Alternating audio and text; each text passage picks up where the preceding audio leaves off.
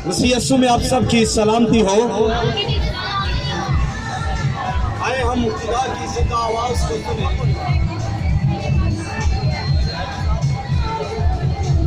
मेरे साथ ज़बूर की किताब और उसका 42 ज़बूर निकले और उसकी पहली आयत से जिनके पास बाइबल मुकद्दस है वो मेरे साथ खोल सकते हैं। ज़बूर 42 और उसकी पहली ही आयत, जैसे हिरनी पानी के नालों को तरसती है वैसे ही ऐ खुदा मेरी रूह तेरे लिए तरसती है। मेरी रूह खुदा की, जिंदा खुदा की प्यासी है। मैं कब जाकर खुदा के हसूर हासिल होऊंगा। खुदावन के कलाम के पढ़े सुने कबूल किए जाने पर खुदावन की बरकत हो।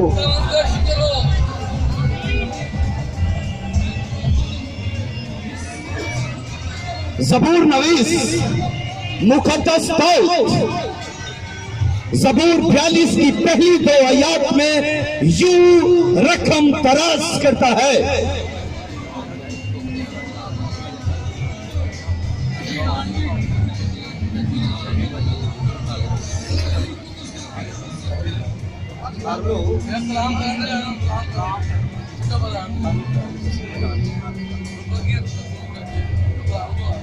ज़बूर नवीस मुकद्दस दाऊद बड़ी खूबसूरती के साथ बयान कर रहा है, अपने दिल की हालत को बयान कर रहा है कि ऐ खुदा तू जो जिंदा है, मेरी रूह तेरे लिए प्यासी है, मेरी रूह तेरे लिए तरसती है।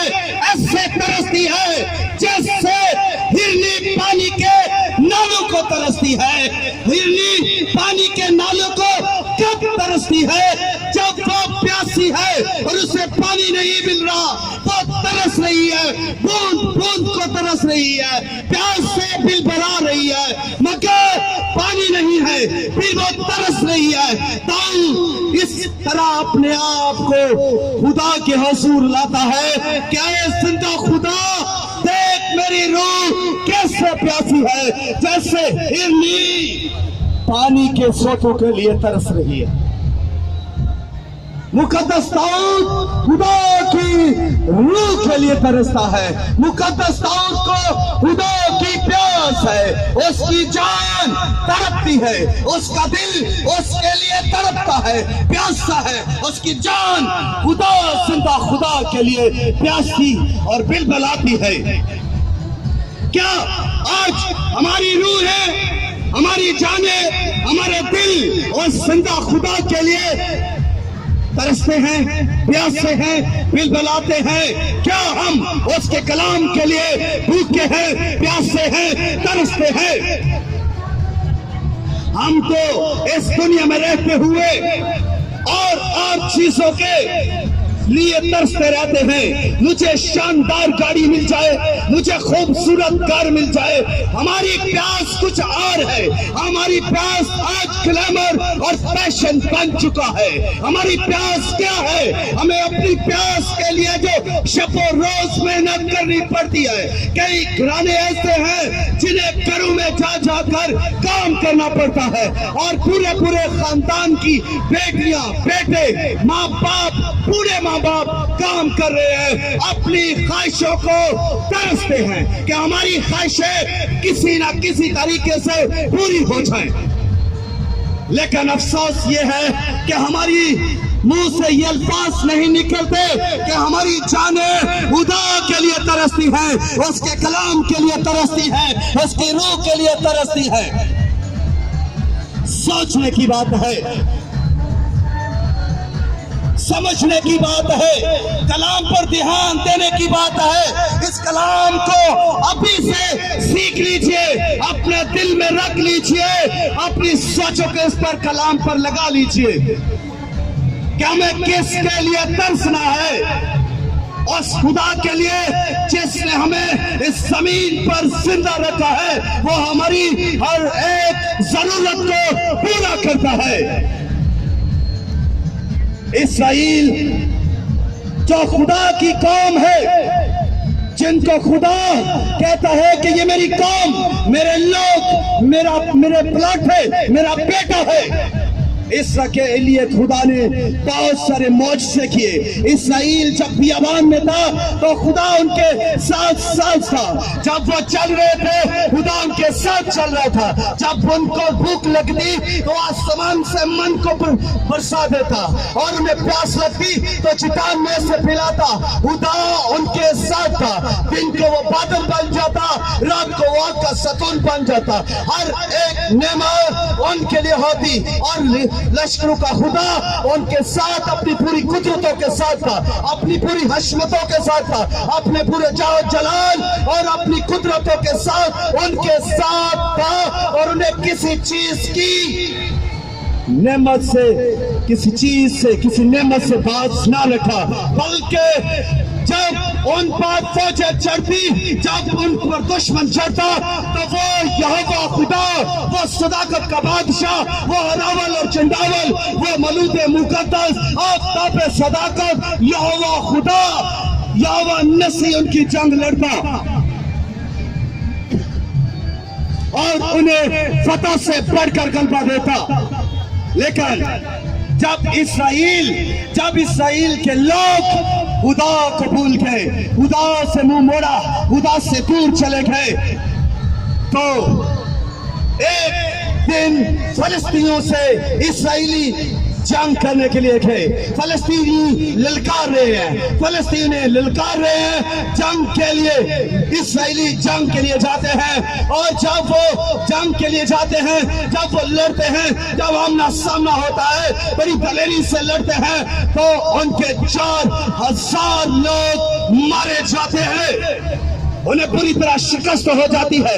इसराइल हार जाता है, खुदा के लोग हार जाते हैं। फिर उनके बुजुर्ग आपस में मशवरा करते हैं कि हमें क्या करना चाहिए। कुछ कहते हैं हमें ऐद का संदूक सेला से लाना चाहिए, ताकि जब ऐद का संदूक हमारे खैमा में हो तो हम फतह पाएंगे। उन्होंने कहा ठीक, वो लेकर आते हैं। जब ऐद के संदूक को, खुदा के संदूक को वो लश्करगाह में लेकर आते हैं, तो यही जो शिकस्त खा चुके लोग थे नारे बुलंद करते हैं, बुलंद आवाज से ललकारना शुरू करते हैं, अपने दुश्मन पर वो तानाशाही करते हैं, वो अपने दुश्मन को ललकारते हैं, वो अपने दुश्मन को बड़े जोर से पुकारते हैं। और वही दुश्मन जिसने अभी वो थोड़े वक्त पहले उन्हें मारा था, वही दुश्मन हरासा हो जाता है, वही दुश्मन खौफजदा हो जाता है, वही दुश्मन सुस्तर हो जाता है, वही दुश्मन कहना पे मजबूर हो जाता है। ऐसा इसराइलियों के हाथ क्या आ गया है कि ये जो अभी 4000 इनके हमने मारे हैं, ये जो हरासा थे, इनको क्या हो गया है, क्या इनके बीच में आ गया है, ये इस तरह ललकार रहे हैं। उन्हें बताया जाता है कि इनके पास लश्करों के खुदा, यहोवा खुदा, रब्बुल अफ़वाज, रब्बुल आलमीन, रब खुदा मद बादशाह, लश्करों के खुदा का संदूक है। ये वो खुदा है जिसने इसराइल को कुलज़म को चीर कर उसमें से लाकर लाए। ये वो खुदा है जिसने फरौन और उसकी फौजों को हराया। ये वो खुदा है जिसने उन्हें बियाबान में खिलाया और उनकी मदद की। अब ये कौम हरासा है, मगर इसराइल जब ऐद के संदूक को लेकर उन पर चढ़ाई करते हैं, उन पर जंग करने के लिए आगे बढ़ते हैं, उन्हें मारने के लिए आगे बढ़ते हैं, तो जब जंग शुरू होती है, जब लड़ना शुरू होते हैं, तो बड़े गौर से सुनिएगा। अब वो पहले से ज्यादा बुरी तरह हारते हैं। पहले उनके 4000 मारे गए, अब उनके इसराइलियों के 30,000 लोग मारे गए। इसराइल को पहले से भी ज्यादा बुरी तरह शिकस्त हुई, पहले से ज्यादा उनके लोग मारे गए, और ऐद का संदूक इस वक्त उनके साथ था, मगर फिर भी वो हार गए, फिर भी वो मारे गए, बुरी तरह शिकस्त हुई। एली काहन मारा गया, उसके दोनों बेटे मारे गए और उसकी बहू मारी गई। ऐद का संदूक छिन गया। मेरे अजीजों, اس بات کو سیکھتے جائیے، جب خدا کے ساتھ ہے، جب آپ پر خدا کی حضوری ہے، جب آپ پر خدا کی انائنٹنگ ہے، تو پھر اس مسا کو، اس انائنٹنگ کو اپنے جلال کے لیے استعمال نہ کرے۔ آپ کا مقصد خدا کو جلال دینا ہونا چاہیے، نہ کہ اپنی کوئی غرض ہو، بلکہ جب خدا آپ کو قوت دیتا ہے تو اس کے جلال کے لیے استعمال کرے۔ ان لوگوں نے اپنے جلال کے لیے آگے استعمال کیا، لیکن پوری طرح سے شکست ہوئی۔ ان کے پاس عہد کا صندوق تو تھا، مگر انہوں نے اسے حقیقی طور پر قبول نہ کیا۔ ان کے اندر بدی تھی، ان کے اندر گناہ تھا، اس فوج کے اندر زناکار لوگ تھے، ان فوج کے اندر لٹیرے تھے، اس فوج کے اندر بےایمان لوگ تھے، دھوکہ باز لوگ تھے۔ اس فوج کے اندر جو اسرائیل کی فوج لڑ رہی تھی، زناکار، دھوکے باز، فراڈیے اور چالباز لوگ تھے، اس لیے ان کو شکست ہوئی۔ آج اگر ہمارے پاس خدا کا کلام ہے تو پھر ہمیں اپنے آپ کو راست کرنے کی ضرورت ہے، اپنے اندر سے جھوٹ کو نکالنے کی ضرورت ہے، بدی کو نکالنے کی ضرورت ہے، گناہ کو نکالنے کی ضرورت ہے، زنا کو نکالنے کی ضرورت ہے، لٹیرے بننے کی ضرورت نہیں، بلکہ اپنے اندر سے ڈاکہ زنی کو نکالنے کی ضرورت ہے۔ دوسرے کے حق پر ڈاکہ زنی مت ڈالے، اپنے حق پر ہی قناعت کریں۔ خدا کا جلال آپ کی زندگی پر ظاہر ہوگا، خدا کا نور آپ پر چمکے گا، اور جب یہ عہد کا صندوق چھن گیا تو وہ اسے لے جا کر انہوں نے اسے تجون کے مندر میں رکھا، اور جب انہوں نے اسے تجون کے مندر میں رکھا تو پھر اگلی صبح آ کر جب وہ اسے دیکھتے ہیں تو ان کا دیوتا، ان کا بھگوان عہد کے صندوق کے سامنے اونڈے منہ پڑا ہوا ہے، جھکا ہوا ہے کہ صندوق کے سامنے، خدا کی حضوری کے سامنے کوئی دیوتا، کوئی بھگوان نہیں دیکھ سکتا۔ ہمارا خدا جو سپر نیچرل پاور ہے، ہمارا خدا جو سب سے اعلیٰ قدرت والا خدا ہے، اس کے سامنے ان کی کیا اوقات اور حیثیت ہے، وہ اونڈے منہ گرا پڑا ہوا ہے۔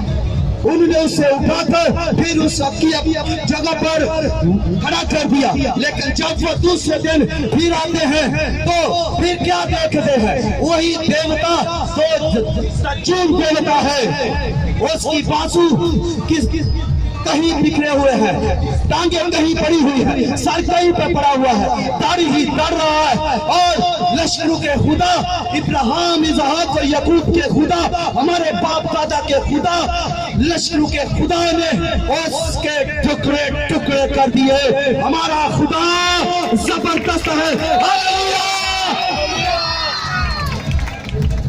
اور یہ عہد کا صندوق کیا ہے؟ اس میں کیا چیزیں ہیں؟ عہد کے صندوق میں عہد کی تختیاں ہیں، عہد کے صندوق میں ہارون کا عصا ہے، عہد کے صندوق میں من ہے، یعنی یہ کلام کو ظاہر کرتا ہے۔ عہد کے صندوق کے اندر کلام تھا، اور جب ہم نئے عہد نامے میں آتے ہیں، یوحنا کی انجیل پہلا باب اس کی پہلی آیت لکھا ہے کہ ابتدا میں کلام تھا، اور کلام خدا کے ساتھ تھا، اور کلام خدا تھا۔ یسوع مسیح مولود مقدس، آفتاب صداقت، مجسم نور، تجسم کلام، یسوع مسیح کلمہ خدا ہے، ہاللویا۔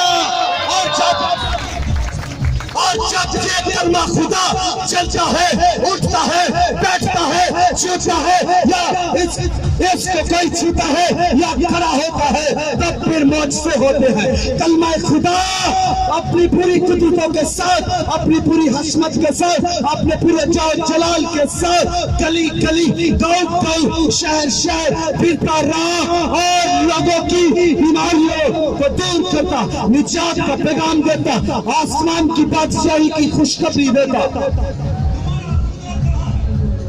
یہ کلمہ کیا ہے؟